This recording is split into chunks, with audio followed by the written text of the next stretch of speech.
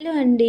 మధ్యాహ్నం పిల్లాడి కోసం అయితే మా హస్బెండ్ బిర్యానీ అయితే ఆర్డర్ పెట్టాడనమాట. వాడు మొత్తం తినలేడు కాబట్టి మేము కూడా షేర్ చేసుకున్నామనమాట. ఈరోజు అస్సలు ఇంట్రెస్ట్ లేదు నాన్ వెజ్ తినడానికి గూడా.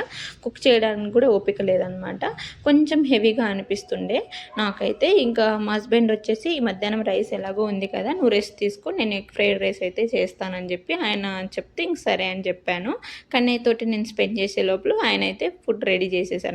లిటరల్లీ చెప్తున్నా చాలా సూపర్‌గా యమ్మీగా ఉండే.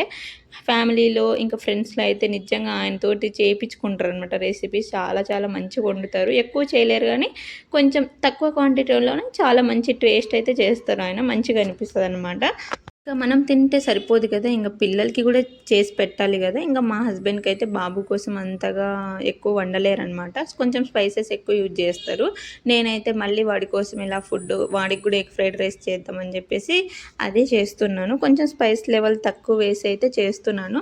కొంచెం ఎగ్ అయితే పక్కన తీస్తే ఇది తినకపోయినా అది తింటాడు గదా! అని జెప్పేసి పక్కనైతే తీసేసాను. కొంచెం లెమన్ పిండితే కొంచెం పుల్లగా కొంచెం ఇష్టంగా తింటాడని జెప్పేసి పిండేసి వాడికైతే ఇలా ఫుడ్ రెడీ చేసి ఇచ్చాననమాట. వాడు ముందే టేస్ట్ చేస్తాడనమాట. తర్వాత ఇష్టంగా తింటాడు. లైక్ చేసి సబ్స్క్రైబ్ చేయండి. బాయ్.